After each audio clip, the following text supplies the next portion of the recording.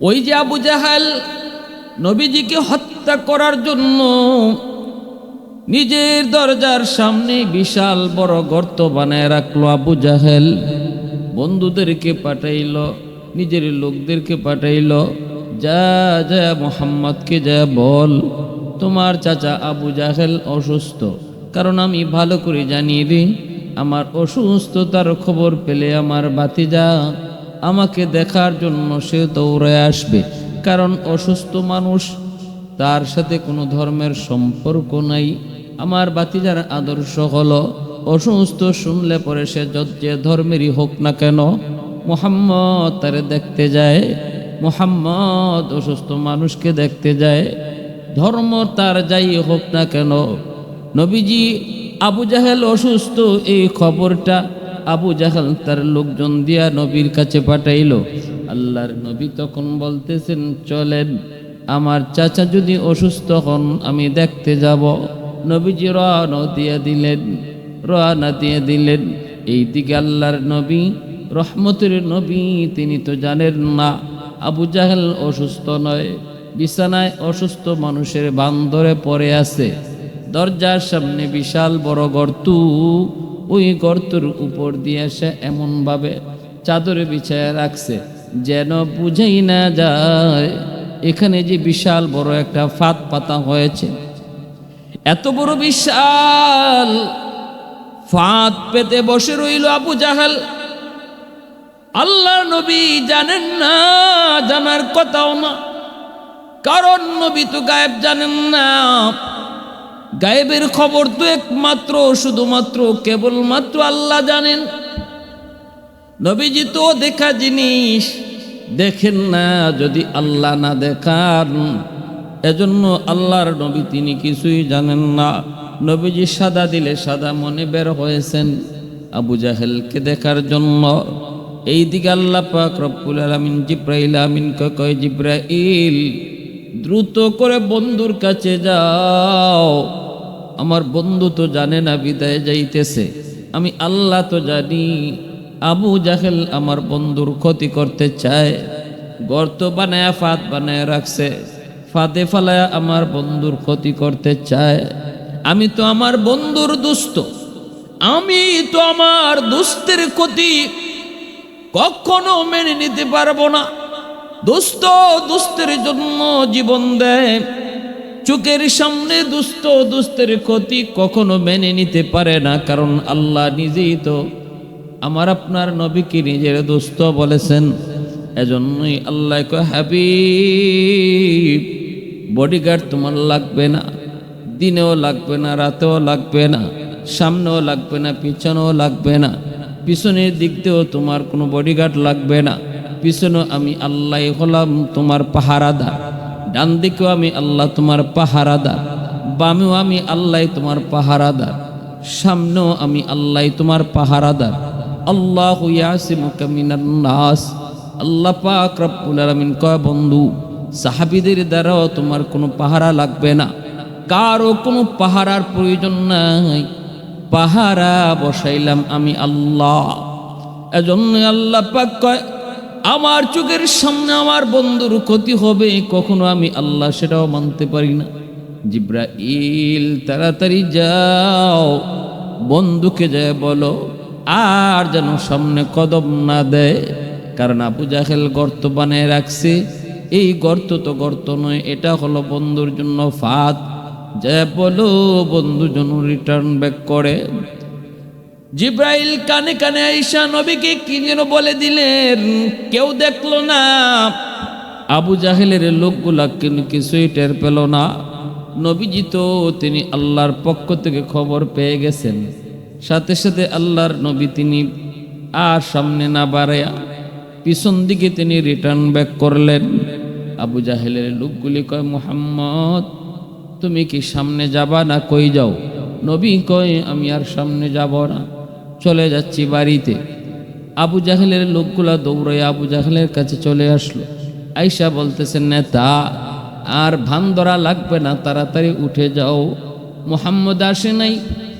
কে যেন কি বলল, এতক্ষণ পর্যন্ত ভালোই ছিল, হঠাৎ করে বলতেছে আমি আর সামনে যাব না, আর কিছু আগাইলেই হয়তো তোমার ফাঁদে পড়ে যেত। নেতা তাড়াতাড়ি উঠো। এই কথা বলতেই আবু জাহেল লাফ দিয়া বিছানা থেকে উঠছে, উইটেই ভাতিজা করে দৌড় দিছে। ভাতিজা রে ভাতিজা, এই খবর আল্লাহ পাক রব্বুল আলামিন যেই ফাঁদটা নবীর জন্য পাতাইছিল, এই ফাঁদেই আল্লাহ পাক আবু জাহেলকে ফালাইলেন। ভাতিজাকে দৌড় দিতেই তার হুঁশ নাই, নিজেই ওই গর্তের ভিতরে পড়ে গেল। এবার আল্লাহ পাক রব্বুল আলামিন কয়, এই গর্ত তোর ভিতরে কে পড়ছে? কয় মালিক তোমার দুশ্মন, তোমার বন্ধুর দুশ্মন। আল্লাহ পাক কয় তাহলে তুই গর্ত আরো বেশি করে গভীর হয়ে যা, যেন এত সহজে দুশ্মন বের হতে না পারে। মুহূর্তের ভিতরেই বিশাল বড় গর্ত হয়ে গেল। আবু জাহেল টের পেয়ে গেছে ঘটনা কি, আমি শুধু নিচে যাই ঘটনা কি, এত বিশাল গভীর গর্ত তো আমি বানাই নাই, তাহলে আমি কই যাই? আবু জাহেল কয় তাড়াতাড়ি তোরা আমারে তুল। উপর থেকে হাত বাড়ায় লাগাল পায় না, রশি ফালায় লাগাল পায় না। কয় মই লাগাও, মই লাগায় না, লাগাল পায় না। আবু জাহেল নিচ থেকে আওয়াজ দেয়া কয়, আমি তো এত বড় বিশাল গভীর কোনো গর্ত বানাই নাই রে, আমার বুঝ হয়ে গেছে গন্ডগোল কোন জায়গায়। আমি আগুন লাগাইছি আসমানে, তোরা পানি দে জমিনে, জীবনে কোনো দিনই আগুন নিববে না। তাড়াতাড়ি করে ভাতিজা মুহাম্মদের কাছে যাও, মুহাম্মদের কাছে যাও, যায় কও তোমার চাচা এক বিশাল গর্তের ভিতরে পড়ে গেছে, তুমি যে না উঠাইলে সে নাকি উঠতে পারবে না। কারণ আমি জানি আজ যদি আমাকে গর্ত থেকে তুলতে হয়, আমার ভাতিজা মুহাম্মদ ছাড়া সম্ভব নয়। কতটা বিশ্বাস ছিল, কতটা আল্লাহর নবীকে সঠিক জানতো, নবী সত্যবাদী নবী। এই কথার আবু জাহেল কতটা বুঝতো, জানতো, এরপরও মানত না। কারণ তার নেতৃত্ব চলে যাবে, বাহাদুরি চলে যাবে, নেতাগিরি চলে যাবে। শুধু এক কারণ, আবু জাহেল বলতো মুহাম্মদ সত্য। আখনাস বিন শুরাইক তার বন্ধু বলছে, দোস্ত তাহলে মানো না কেন? কয় মানি না তো, মুহাম্মদকে যদি নবী মানি তাহলে তো সবাই তার কাছে যাবে, আমারও তার কাছেই যাওয়া লাগবে। আমার কাছে আর মানুষ মামলা মুকদ্দমা নিয়ে আসবে না, নেতাগিরি সব মুহাম্মদের কাছে চলে যাবে। নাউজুবিল্লাহ। এই দুনিয়ার মোহ, দুনিয়ার ক্ষমতা, দুনিয়ার লোভ, দুনিয়ার চেয়ারম্যানি, দুনিয়ার মেম্বারি, দুনিয়ার নেতাগিরি, এই জিনিসের জন্য জাহান্নামের আগুনকে নিজে চাইয়া লইয়েছে। আমি এই চেয়ার পাওয়ার জন্য যদি জাহান্নামের আগুনে জ্বলতে হয় রাজি, এই চেয়ার পাওয়ার জন্য যদি মানুষ খুন করতে হয় রাজি, এই চেয়ার পাওয়ার জন্য যদি কোনো সত্য জিনিসকে মিথ্যা বলতে হয় রাজি, এই চেয়ার পাওয়ার জন্য যদি কোনো মিথ্যা জিনিসকে সত্য বলতে হয় তাও রাজি। এই নেচার আর কালচার এটা আবু জাহেলের, মুমিনের হতে পারে না, মুসলমানের এমন কালচার হতে পারে না। চেয়ার বড় নয়, আখেরাতের শান্তি বড়। দুনিয়ার অশান্তি বড় নয়, আখেরাতের জাহান্নামের অশান্তি হলো বড়। আল্লাহ নবী, আবু জাহেলের লোকগুলি নবীজির কাছে চলে আসলো, আয়েশা বলতেছে, মুহাম্মদ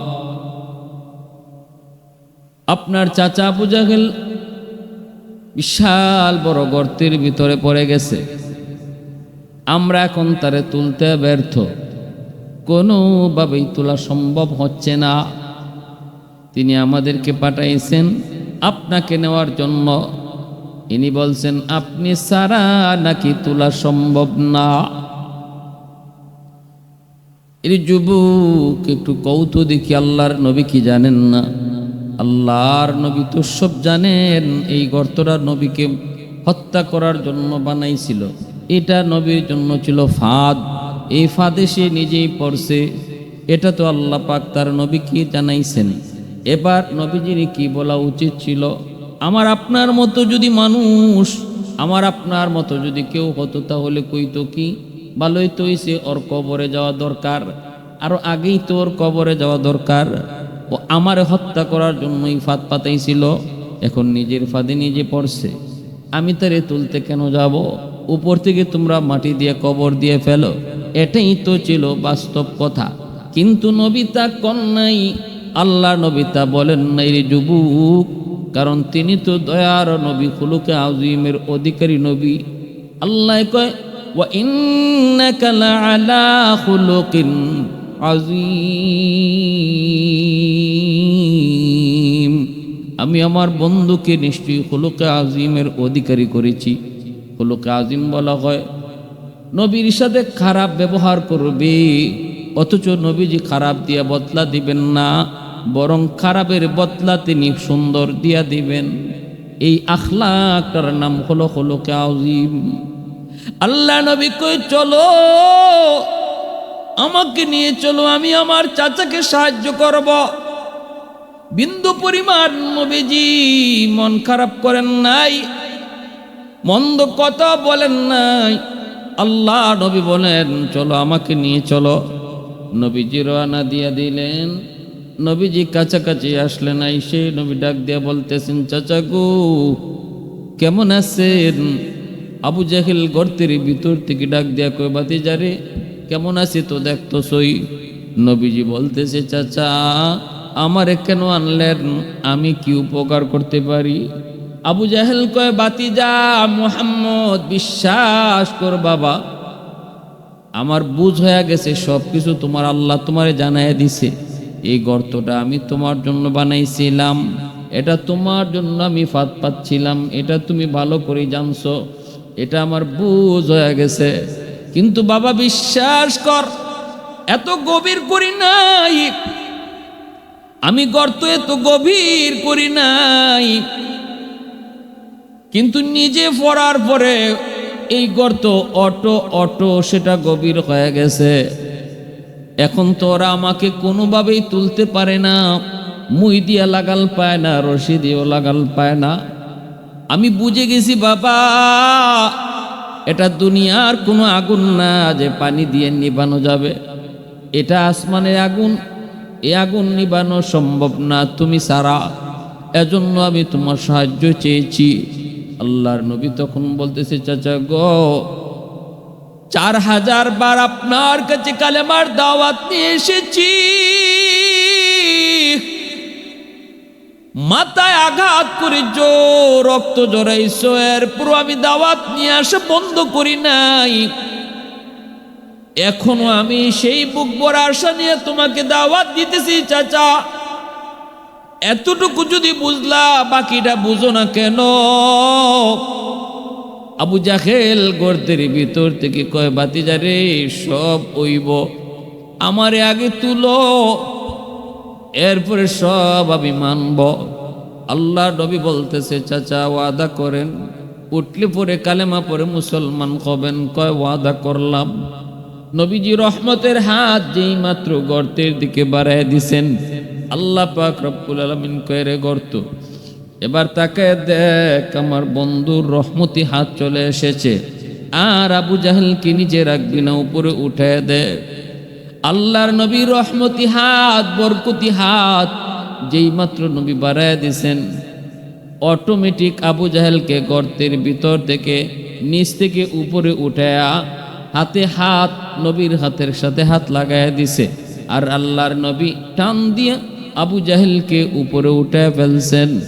এরপরে নবী বলতেছেন, চাচা শুকরিয়া আদায় করেন আর ওয়াদা পূরণ করেন।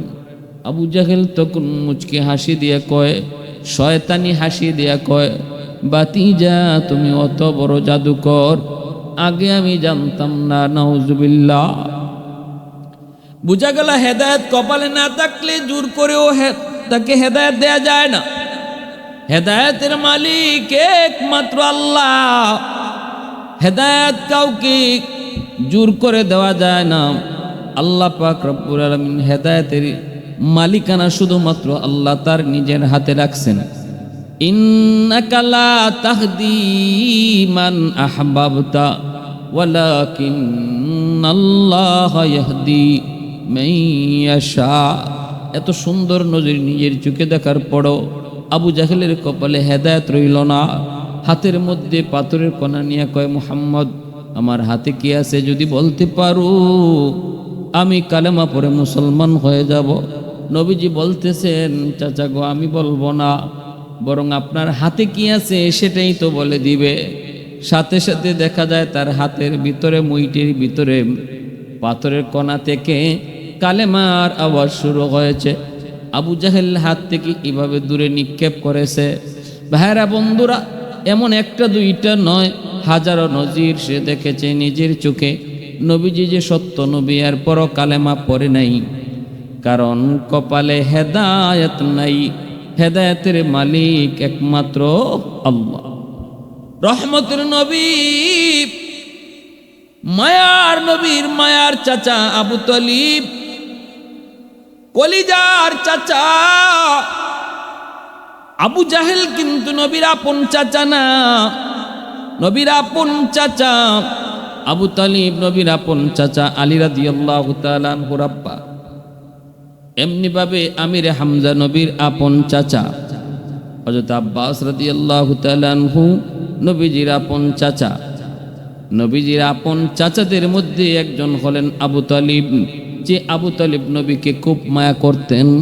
নবীজি একের পর এক, বাবা মারা গেলেন জন্মের আগে, মা মারা গেলেন 6 বৎসর বয়সে, লালন পালনের জিম্মাদারি আসলো দাদার কাঁধে। দাদা মারা গেলেন 8 বৎসর বয়সে। এরপরই নবীজির লালন পালনের দায়িত্ব আসলো চাচার কাঁধে। ওই চাচার নাম হলো আবু তালিব, মক্কার বড় লিডার, মক্কার লিডার, মক্কার নেতা।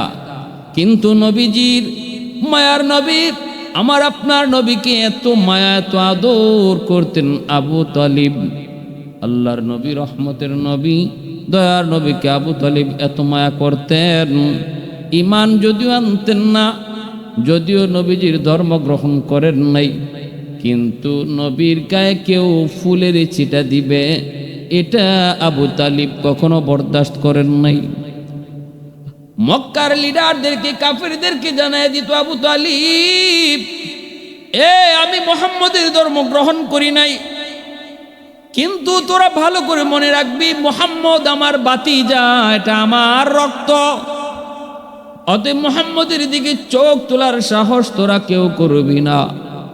কয় তাহলে তোমার ভাতিজা যে আমাদের দেবদেবী পূজা ছেড়ে দিল, বাপদাদার ধর্ম ছেড়ে দিল, নতুন ধর্মের দাওয়াত দেয়, এটা কি করো? আবু তালিব কয় এটা আমার ভাতিজার ইচ্ছা, যা খুশি করবে, তবে আমি প্রস্তাব দিয়ে দেখতে পারি। দিছেও, কিন্তু নবী কয় মানি না। আবু তালিব কয় না মানলে নাই, আমার ভাতিজাই ঠিক, সাবধান, আমার ভাতিজার দিকে তোরা কেউ চোখ তুলবি না। এজন্য আবু তালিব যতদিন ছিলেন আমার নবীর গায়ে কেউ হাত তোলার সাহস করে নাই। ওই আবু তালিব যখন মারা যাবেন, কতটা নবীকে মায়া করতেন আবু তালিব। আল্লাহর নবী সব পরিবারে যখন বেদিন বেঈমান আরবের কাফির কুফফাররা নবীকে যখন অবরুদ্ধ করে রাখলো প্রায় 2-2.5 বৎসর, 2.5 বৎসরের মতো শিয়াবে আবু তালিবের ভিতরে নবীরে জেলখানায় আবদ্ধ করে রাখলো। নবী শুধু একা নন, নবী পরিবারের নারী শিশু সহ সবাইকে অবরোধ করলো। আবু তালিবকেও তারা অবরোধ করে রাখলো। কেন? কারণ আবু তালিব যদিও মুসলমান না, কিন্তু নবীকে শেল্টার দেন, নবীকে তিনি শেল্টার দেন, সাহায্য করেন। আবু তালিবের কারণে তারা নবীর কোনো ক্ষতি করতে পারে না। এজন্য নবীর গোটা পরিবারটাকেই ওরা একটা জায়গার মধ্যে আবদ্ধ করে ফেলল। বাহির থেকে পানি দেওয়া, খানা দেওয়া সব কিছু বন্ধ করে দেয়। মনে করেন আপনি আপনার বাড়িতে আছেন, কিন্তু আপনার বাড়িটার এলাকার মানুষে এমনভাবে আপনার সাথে সম্পর্ক ছিন্ন করলো, বাড়িতে কেউ ঢুকতেও পারে না, আপনার বাড়ি থেকে কেউ বাইরেতেও পারে না। বাইরেতে গেলেও কয় এদিকে হাঁটতে পারবে না, ঢুকতে গেলেও কেউ ঢুকতে পারবা না। পানি ঢুকা পর্যন্ত বন্ধ করে দিল, খানা পানি বন্ধ করে দিল, কেউ পানি নিয়ে যায় না, কেউ তরিতরকারি নিয়ে যায় না। সব কিছু চতুর্দিক দিয়ে যখন তারা অবরোধ করে নবীর পরিবারকে শিয়াবে আবু তালিবে রাখলো, দয়ার নবী, রহমতের নবী কোন ওই 2-2.5 বছরের কোটা এই বন্দি জীবনে আমি গাছের পাতা খেয়েছি। আমার পরিবারের শিশু বাচ্চাগুলি ওরা গাছের পাতা খেয়েছে। মহিলাদের মাদের বুকের দুধ পর্যন্ত শুকায় গেছে। নবীজি বলতেন, আমি কোনো এক রাতে পেটের ক্ষুধায় পায়ের নিচে নরম কি পড়ছিল আমি খেয়ে ফেলেছি। ও আমার সাহাবীরা, আমি নবী আজও জানি না ওই রাতে আমি কি খাইছিলাম পেটের ক্ষুধায়। ওই শিয়াবে আবু তালিবের অবরুদ্ধ জীবন আবু তালিব নবীর চাচা, যদিও নবীর ধর্ম গ্রহণ করেন নাই, কিন্তু নবীর সাথে শাস্তির মধ্যে পড়ছেন। তখনও কিন্তু কয় নাই, বাতিজা তোর কারণে আমরা বিপদে পড়ছি, তোর কারণে আজকে আমরা বিপদে পড়ছি, তোর কারণে আজকে আমাদের বাচ্চাগুলি মারা যাইতেছে। একবারও নবীকে আবু তালিব এই কথা বলেন নাই। এমনকি নবীজি বলেন, গভীর রাতে যখন আমার ঘুম ভাঙতো, আমি দেখতাম আমার চাচা আমার দরজার সামনে পাহারা দেয়। আমি ঘুম থেকে উঠে জিজ্ঞেস করতাম, চাচা আপনি এত রাতে এখানে কি করেন? তখন চাচা বলতো, বাতিজারি আমার ঘুমের ভিতরে কেন জানি মনে হয় ওই দুশ্মনেরা নাকি আমার বাতিজার কোনো ক্ষতি করে ফেলতেছে।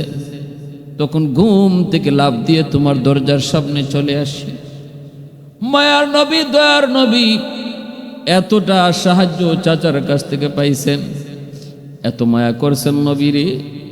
এই আবু তালিব ইন্তেকালের সময় নবীজি পাশে বইসা কান্দে, চোখের পানি জড়ায় জড়ায় কান্দে আর কয়, চাচাও একটা বারের জন্য শুধু আমার কানে কানে কালেমা পড়েন। আমি নবী ওয়াদা দিলাম কিয়ামতের মাঠে আমি আমার চাচারের সাথে না লইয়া জান্নাতে ঢুকবো না। আবু জাহেল উতবা সাহেবা পাশে দাঁড়ায় আছে। আবু তালিব নবীজির চোখের দিকে তাকায়, আবার আবু জাহেল উতবা সাহেবার দিকে তাকায়। আবু তালিব বলতেছেন, বাতিজারে আমি জানি তুমি সত্য, তোমার ধর্ম সত্য, কিন্তু এরপরও মৌতের সময় আমি মানতে পারলাম না। কারণ এই বেঈমানরা ওরা বলবে, মক্কারে কাফির মক্কারে লিডারগুলা বলবে আমি কাপুরুষ, জীবনভর আমি বাপদাদার ধর্ম মানলাম, মরার সময় তোমার ডরে আমি মরার সময় ডরাইয়া আমি বাপদাদা ধর্ম ছেড়ে দিছি। কাপুরুষ বলবে, নতুবা আমি জানি তুমি সত্য, তোমার ধর্ম সত্য। আল্লাহ নবী কয়, আমি পারি নাই। নবী বারবার যখন আবার চেষ্টা করি, চাচা গো বলেন, এরপরে যখন আবু তালিব বলে না, বরং এই অবস্থায় মারা গেছেন। নবীজি কষ্ট পায়া চোখ দিয়া পানি জড়ান, পারলাম না আমার চাচারে কালেমা পড়াইতে। তখনই আল্লাহ আয়াত নাজিল করে জানায়, বন্ধু তুমি যারে ভালোবাসো তারই তুমি হেদায়েত দিবা এমনটা মনে কইরো না, বরং হেদায়েতের জিম্মাদার আমি আল্লাহ। আমি যারে ভালোবাসবো, আমি যারে চাইবো তারই শুধু আমি হেদায়েত দেব, আর কেউ কাউকে হেদায়েত দেওয়ার মালিক না। ইন্নাকা লা তাহদি মান আহবাবতা ওয়ালাকিন্নাল্লাহা ইয়াহদি মান ইয়াশা। ভাইরা বন্ধুরা, জন্য বলতেছিলাম, আবু জাহেলের কপালও হেদায়েত নাই। নবীজির সাথে ওয়াদা করলো, গর্ত থেকে নবীজি উঠাইলেন, এরপরও নবীর সাথে ওয়াদা ভঙ্গ করলো। একবার দুইবার নয়, এমন শতবার ওয়াদা ভঙ্গ করে আবু জাহেল। আর আবু তালিব এভাবেই ঈমান নাই না মরার কারণে। নবী কয়, আমার চাচা আবু তালিব রে আল্লাহ জাহান্নামের সবচেয়ে হালকা শাস্তিটা দিব।